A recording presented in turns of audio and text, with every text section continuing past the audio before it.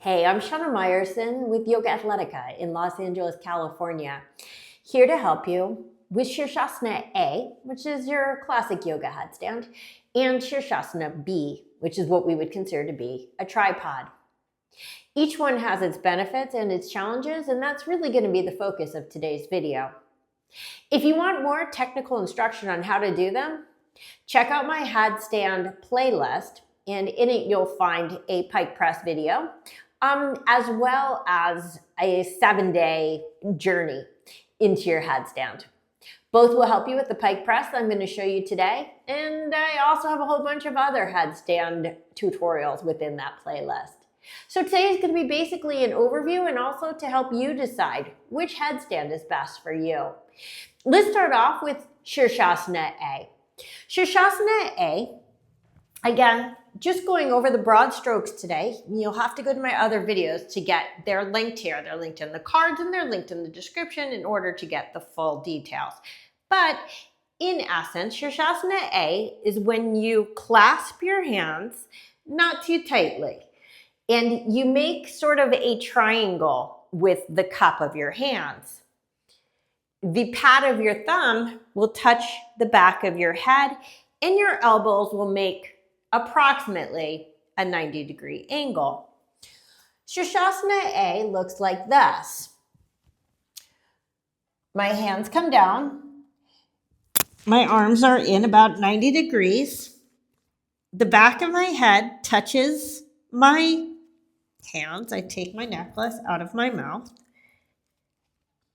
And I press up into a headstand like so. Now, of course, there are other entries, but today I want to just talk about the pike press and which one is going to be easier for you and why. Remember that when you come down, watch how my hips go back to compensate for the heaviness of my legs, not because I have particularly heavy legs, but because we all have heavy legs. And I try to land as lightly as possible, as close to my elbows as possible, of course, to an extent, to come down gently. That's what A looks like. Let me go into B for a moment, and then I'm going to talk about, particularly if you're a beginning or intermediate practitioner, which headstand is going to be better for you to work with to maximize your balance. So, Sirsasana B, again, I'm working with the triangle concept. You basically make an equilateral triangle. Crown of the head, hand, hand. All sides of the triangle are equal. Necklace out of the mouth. And really, it's the same thing. Hips go back, legs go together, and up and down. Hips go back. I press into my hands and bring it down. Okay, so as you can tell, the actual physical dynamics of pressing into one or the other are exactly the same. So why do we have these two very different arm positions? Now, one reason is pretty practical, and it's not the primary reason, but it's practical. If you work with any sort of like vinyasa flow, having a Sirsasana A will allow you to transition into forearm balances, right? Things that involve being on your forearm, such as Pincha Mayurasana being the obvious one, or variations thereof. If, on the other hand, you want to transition from a headstand into basically any other arm balance or inversion like a handstand, for those of you who can press up into a handstand, then you're going to want a tripod where your palms are on the floor, ready for an arm balancing position. Makes sense, right? But for more practical considerations, why is headstand A different than headstand B? Okay, so here's the trade-off, and I'm going to sort of demonstrate in my body as well, but tripod is easier to balance, okay? It's ideal for beginners in my estimation, particularly if you're working in the middle of the room and don't want to flip backwards. However, Sirsasana A, classical headstand, requires less muscular effort. So maybe your balance is really good, but you're feeling sort of weak, then Sirsasana A is going to be your better bet. So let's think about this.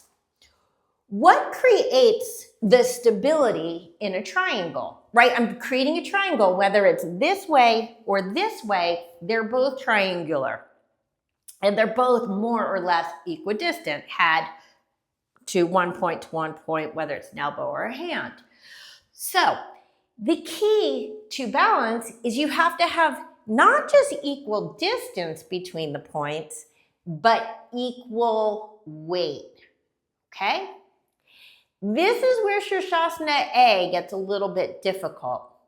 Because when I'm in, let's look at it and see if it's something that you can actually sort of grasp by looking. When I'm in this pose, there's a lot of pressure into my head. And it's a little bit harder, particularly if I'm not well balanced and my legs are falling behind me, to get sufficient pressure into my elbows. Okay, so balance becomes a challenge, but if I can get my forearms pressing down strongly enough, then this is a very, very stable structure because I don't just have 3 points, I actually have 2 lines, i.e. my forearms, supporting those points. So again, Sirsasana A is easier on the muscles, harder on the balance. Now, let's go back to Sirsasana B. Now remember, I want to make sure that you understand what I'm saying about the 3 points. 1, 2, 3, right? Same 3 points. If I put my hand here, 1, 2, elbow is the point, 3, elbow. But in Sirsasana A, I had all of this arm to support me, wherein in Sirsasana B, I only have 1, 2, 3 points, okay? So when I go up into this pose,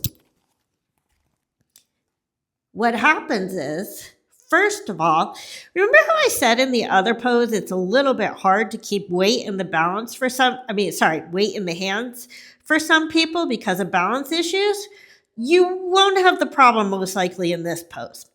In this pose, you have a lot more control over hands than you do over elbows. So you can press very strongly into your hands, which creates a very stable triangle between your hands and your head. But, as I just said, it involves pressing into your hands, which means more muscle. So it's going to be a little more tiring, a little bit more muscularly challenging, but more stable at the same time. Keep in mind also that a tripod arm position, sometimes in yoga we call it the Chaturanga Dandasana arm position, right? That 90-degree bend is going to ignite muscles in both the biceps and the triceps. Not to mention all around the shoulder girdle. Why can't I say that word?